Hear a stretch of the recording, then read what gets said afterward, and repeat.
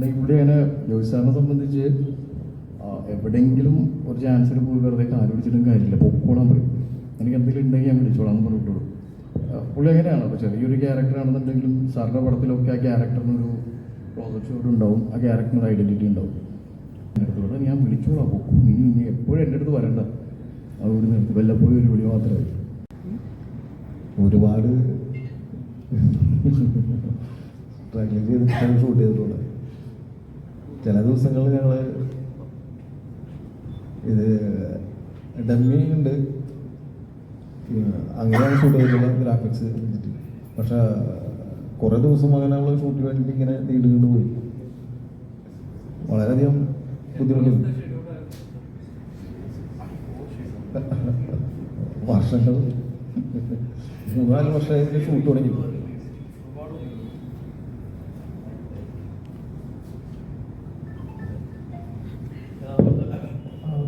പടത്തിൽ 2 ഹീറോ ഉണ്ട്, അതിലൊരു ഹീറോയും കൂടിയാണ് ആയിരിക്കുന്നത്. അപ്പോൾ പുള്ളിനോട് ഞാൻ തന്നെ ചോദിക്കാം, അവരെനിക്ക് ചോദിക്കാം, കൂടെ ഒരു ഹീറോയും കൂടിയാണ് അത്. എങ്ങനെയുണ്ടായിരുന്നു പടത്തിൻ്റെ എക്സ്പീരിയൻസ്, എൻ്റെ കൂടെ അഭിനയിച്ചത് പറയും?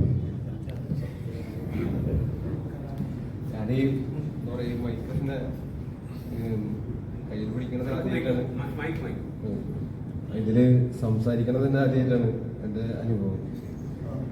പിന്നെ അമീർ ബ്രോയുടെ കൂടെയുള്ള എക്സ്പീരിയൻസ് എന്ന് പറഞ്ഞു കഴിഞ്ഞാൽ, ഞാൻ സെവൻസ് സിനിമ കാണുമ്പോൾ അതിനകത്ത് ഫസ്റ്റ് ഡേ തന്നെ കണ്ടിട്ടില്ല. ഞാൻ എല്ലാ സിനിമകളും പരമാവധി ഫസ്റ്റ് ഡേ തന്നെ പോയി കാണും. പിന്നെ ആ സിനിമ കാണാൻ നേരത്ത് അതിനകത്തൊരു ഫൈറ്റ് സീക്വൻസിൽ അമീർക്ക് ഇങ്ങനെ എല്ലാവരുടെയും സെൻട്രലിൽ കയറി വന്നിട്ടൊരു ഗേറ്റ് ഇങ്ങനെ ചവിട്ടി പൊളിക്കുന്ന ഒരു സീന്, അത് തിയേറ്ററിൽ നല്ലൊരു കയ്യടി കിട്ടിയൊരു സീനായിരുന്നു. അതിൽ ഞാനും കയ്യടിച്ച ഒരാളായിരുന്നു. അത് ഞാൻ അമീറിനോട് നേരിട്ട് കണ്ടപ്പോൾ തന്നെ ഞാൻ പറഞ്ഞിരുന്നു. അപ്പോൾ ആ ആളുടെ കൂടെ എനിക്ക് അഭിനയിക്കാൻ പറ്റിയത് എന്നെ സംബന്ധിച്ച് വളരെ സന്തോഷമുള്ളൊരു കാര്യമായിരുന്നു. പിന്നെന്താ പറയാ, ഞാൻ 16 വയസ്സിലാണ് അതിലേക്ക് ഇറങ്ങിയിട്ടുള്ളത്. അത് ദിലീപേട്ടൻ്റെ ഡോൺ എന്ന് പറഞ്ഞ സിനിമ ഷാജി സാർ സംവിധാനം ചെയ്തിട്ടുള്ളത്. പിന്നീട് ഒന്നും മിണ്ടാതെ സുഗീതേട്ടൻ്റെ ജയറാമേട്ടൻ്റെ ഡയലോഗ് ചെയ്തിട്ടുള്ള സിനിമ ഇതേറ്റാണ്.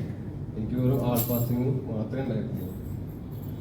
പിന്നെ ലാസ്റ്റ് മരുഭൂമിയിലാണ്, അതായത് ആവേശത്തിലെ അമ്പാൻ ശരിക്കും എൻ്റെ സുഹൃത്താണ് സജിൻ ഗോപു.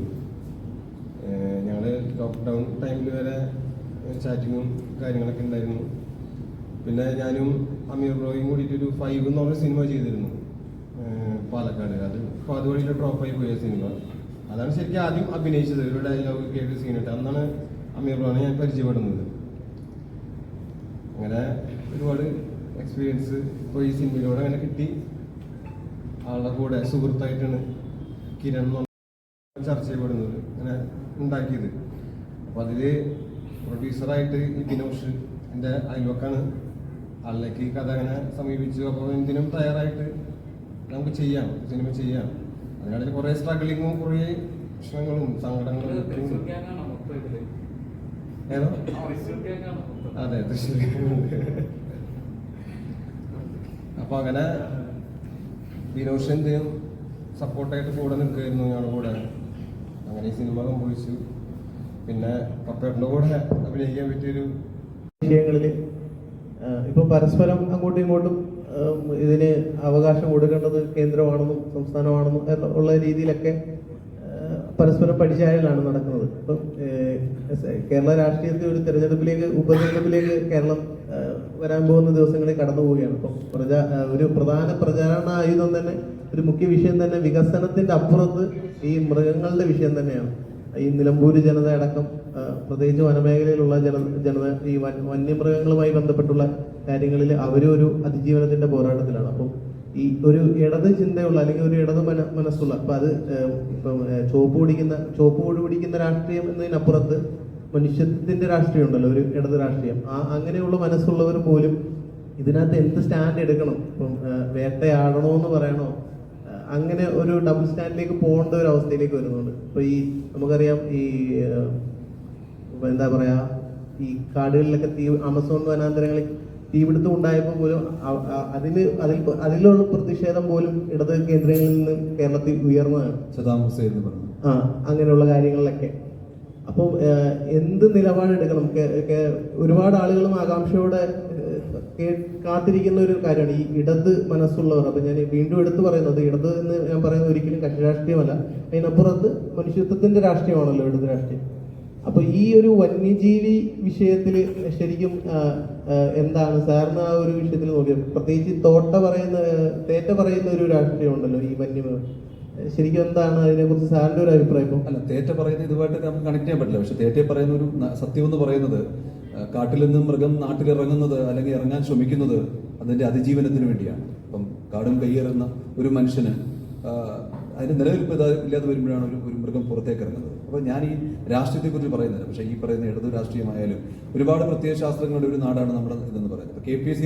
KPSC പോലുള്ള ഒരു സംഘടന കലയിലൂടെയും നാടകത്തിലൂടെയും ഒക്കെ ഒരു പ്രത്യയശാസ്ത്രത്തെ അവതരിപ്പിക്കാൻ ശ്രമിച്ചത് ആ നാടിന്റെ ഉന്നമനത്തിന് വേണ്ടിയായിരുന്നു.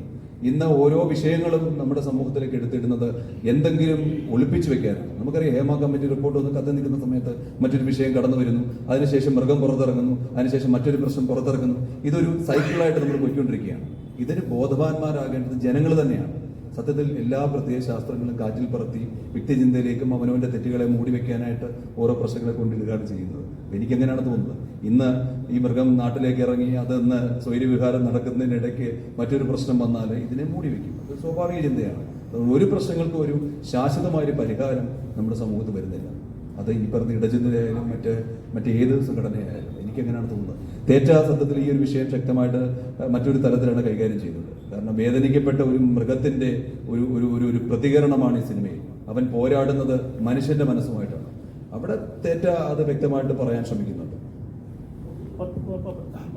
അതായത് കണ്ടന്റിനേക്കാൾ ഉപരിയായിട്ട് തിയേറ്ററിൽ വിഷ്വലൈസ് ചെയ്ത് തിയേറ്റർ എക്സ്പീരിയൻസ് ആണ് ഇപ്പോൾ ആളുകൾ കൂടുതൽ ആഗ്രഹിക്കുന്നത്. ഒരു സിനിമ കാണണമെന്നുണ്ടെങ്കിൽ അത് തിയേറ്റർ എക്സ്പീരിയൻസ് ആണ് കൂടുതൽ ആളുകൾ ആഗ്രഹിക്കുന്ന ഒരു കാര്യം. അപ്പോൾ തേറ്റയ്ക്ക് എത്രമാത്രം നമുക്ക് OTT അല്ലാണ്ട് തിയേറ്ററിൽ കാണാനുള്ള എന്തോരം എക്സ്പീരിയൻസ് ഉണ്ടാവും? ആക്ഷൻസ് ആയാലും BGM ആയാലും കാര്യങ്ങളൊക്കെ ആയാലും എത്ര മാത്രം നീതി പുലർത്താൻ കഴിഞ്ഞിട്ടുണ്ട്? ഞാൻ ആ പടത്തിന്റെ പൂർണ്ണ രൂപം കണ്ടില്ല. കാരണം ഒന്നത് അവർ വിളിച്ചപ്പോൾ എൻ്റെ ഒരു ഇതുകൊണ്ട് എനിക്ക് കാണാൻ പറ്റില്ല. പക്ഷെ ഇത് ചെന്ന് കയറിയ ദിവസം ഞാൻ എൻ്റെ തിരക്കഥ വായിച്ചിട്ടുണ്ടായിരുന്നു.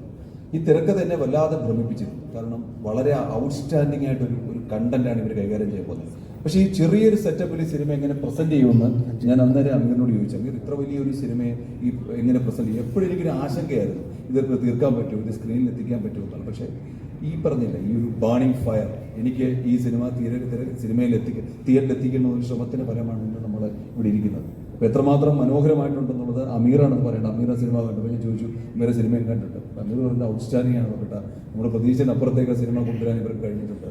കാരണം അതുപോലെ ഇപ്പം പറയില്ലേ, തൃശ്ശൂർ ലോബി എന്നൊക്കെ ഞാൻ കണ്ടതാണ്. ഞാൻ ആ റൂമിലേക്ക് ആദ്യമായിട്ട് ചെല്ലുമ്പോൾ ഏതോ ഒരു അന്യഗ്രഹ ജീവി ചെന്ന പോലാണ്. ഞാനൊരു സൂപ്പർ സ്റ്റാർ ഒന്നും അല്ലല്ലോ, ഏതോ 2-3 പടങ്ങൾ ഇതിൻ്റെ മുഖം കാണിച്ച് എന്നെയൊക്കെ അവർ സ്വീകരിച്ചത് ഒരു അന്യഗ്രഹ ദൈവത്തെ പോലാണ് സ്വീകരിച്ചത്. ശരിക്കും ഞാനങ്ങ് ചൂളിപ്പോയി. അത്രമാത്രം ആരെങ്കിലും അവരെ സഹായിക്കാനായിട്ട് എത്തുക എന്ന് പറയുമ്പോൾ ഈ തൃശ്ശൂർ ലോബിയുടെ ഒരു സ്നേഹത്തിൽ ഞാൻ വല്ലാതെ മുങ്ങിപ്പോയതാണ്. അതിനുവേണ്ടിയാണ് അവർ ഓരോരുത്തരും നിങ്ങളുടെ മുമ്പിൽ കൈനീട്ടുന്നത്. ഈ സിനിമ 10 പേരും തിയേറ്ററിൽ എത്തിക്കാൻ നിങ്ങൾക്ക് കഴിയുമെങ്കിൽ അതൊരു ഈ ലോബി എന്ന് പറയുന്നത് സൗഹൃദ ലോബിയാണ്. അല്ലാതെ ഒരു ക്രൂര ലോബിയിൽ ആരെങ്കിലും ഇല്ലാതാക്കാനോ നശിപ്പിക്കാനോ വേണ്ടിയുള്ളതല്ല. കുറേ സ്വപ്നങ്ങളുടെ ഒരു പൂർത്തീകരണത്തിനായിട്ടാണ് ഇവിടെ ലോബി നമ്മുടെയൊക്കെ മുമ്പിൽ, എല്ലാവരുടെ മുമ്പിൽ ഇങ്ങനെ കൈനീട്ടിയിരിക്കുന്നത്. ഇതിന്റെ BGM, മ്യൂസിക് അങ്ങനെയുള്ള കാര്യങ്ങളെ കുറിച്ച് സംസാരിച്ചിട്ടുണ്ടായിരുന്നില്ല. എന്തായാലും ഒരു ഡിഫറെന്റ് എക്സ്പീരിയൻസ് എന്തായാലും ഉണ്ടാവും, ഉറപ്പും. ആ കാര്യത്തിൽ ഞാൻ ഗ്യാരണ്ടി. അല്ല, ആശാനെ ഓഡിയൻ എന്നുള്ള രീതിയിൽ ഞാൻ അഭിനയിച്ച പടം എന്നുള്ള രീതിയിലും ഞാൻ സാറ്റിസ്ഫൈഡ് ആണ്. എന്തായാലും നമുക്ക് ഒരുപാട് നാളുകൾക്ക് ശേഷം നമുക്കൊരു ഡിഫറെന്റ് എക്സ്പീരിയൻസ് എന്തായാലും ഇതിലുണ്ടാവും. കംപ്ലീറ്റ് എന്ത് തോന്നാലും ഞാൻ പറഞ്ഞല്ലോ, ഒരു സെക്കൻഡ് ഹാഫ് കംപ്ലീറ്റ് നമുക്കൊരു ഫസ്റ്റ് ഹാഫ് പകുതിയുടെ കാട്ടിലേക്ക് കയറുമ്പോൾ കംപ്ലീറ്റ് പിന്നെ ആ ഒരു കാടും മരങ്ങളും ഇത് മാത്രമേ ഉള്ളൂ. അപ്പോൾ അതിന് എന്തൊക്കെ ടൈപ്പിലും നമുക്ക് ആ ക്യാമറ വർക്ക് ചെയ്യാന്നുള്ളത് മാത്രമാണ്. നമ്മുടെ ക്യാമറ സൈഡിലാണെന്നുണ്ടെങ്കിലും മാക്സിമം അതിന് ചെയ്തിട്ടുണ്ട്. അപ്പോൾ എന്തായാലും ആസ് ആൻ ഓഡിയൻ എന്നുള്ള രീതിയിൽ ഞാൻ പറയുന്നു സാറ്റിസ്ഫൈഡ് ആണ്. അപ്പോൾ നമുക്കൊരു ഡിഫറെൻറ്റ് എക്സ്പീരിയൻസ് എന്തായാലും ഉണ്ടാവും കാർത്തിക്. ഇപ്പോൾ ജോജി ചേട്ടനൊപ്പം അഭിനയിച്ചിരുന്ന ആളായിരുന്നു, വർക്കൊക്കെ ചെയ്യുന്ന ആളായിരുന്നു പറഞ്ഞു. അപ്പോൾ ജോജി ചേട്ടൻ പണി എന്നുള്ള സിനിമ ചെയ്തു. അപ്പോൾ നെക്സ്റ്റ് പണി 2 ആയിട്ട് വരുന്നുണ്ട്. അപ്പോൾ ജോയിച്ചെന്നൊക്കെ എന്തെങ്കിലും ചാൻസോ കാര്യങ്ങളോ അങ്ങനെ എന്തെങ്കിലും കാര്യങ്ങളുണ്ടോ? ഞാൻ വിളിച്ചുകൊണ്ടേയിരിക്കുന്നുണ്ട്. ഞാൻ എന്തായാലും തലക്ക് സൂര്യം കൊടുക്കാൻ എന്നിട്ടില്ല, വിളിച്ചുകൊണ്ടേയിരിക്കുന്നുണ്ട്. ഉണ്ടെങ്കിൽ പുള്ളി അങ്ങനെ ജോയി സാറിനെ സംബന്ധിച്ച് എവിടെയെങ്കിലും ഒരു ചാൻസിന് പോയി വെറുതെ കാല് പിടിച്ചിട്ടും കാര്യമില്ല, പൊക്കോളാൻ പറയും. എനിക്ക് എന്തെങ്കിലും ഉണ്ടെങ്കിൽ ഞാൻ വിളിച്ചോളാം എന്ന് പറഞ്ഞിട്ടുള്ളൂ. പുള്ളി അങ്ങനെയാണ്. അപ്പോൾ ചെറിയൊരു ക്യാരക്ടറാണെന്നുണ്ടെങ്കിലും സാറിൻ്റെ പടത്തിലൊക്കെ ആ ക്യാരക്ടറിനൊരു പ്രോജക്റ്റ് ഷോട്ട് ഉണ്ടാവും, ആ ക്യാരക്ടറിനൊരു ഐഡൻറ്റിറ്റി ഉണ്ടാവും. എന്നെ സംബന്ധിച്ച് 2 പടം കഴിഞ്ഞപ്പോഴും ഞാൻ തുടരെ വിളിച്ചുകൊണ്ടിരിക്കുകയാണ്. സാറിന് ഉറക്കത്തിൽ നിന്നൊക്കെ എണീറ്റ് സാറിൻ്റെ അടുത്തല്ല. അവസാനം സാറ് എന്നെ എൻ്റെ അടുത്ത് വിടുന്നത്, ഞാൻ വിളിച്ചോളാം പൊക്കും, നീ എപ്പോഴും എൻ്റെ അടുത്ത് വരണ്ട, അതുകൊണ്ട് നിർത്തി വല്ലപ്പോഴും ഒരു വിളി മാത്രമേ. എന്തായാലും എന്തെങ്കിലും ഉണ്ടെങ്കിൽ സാർ തരും എന്നൊരു വിശ്വാസം.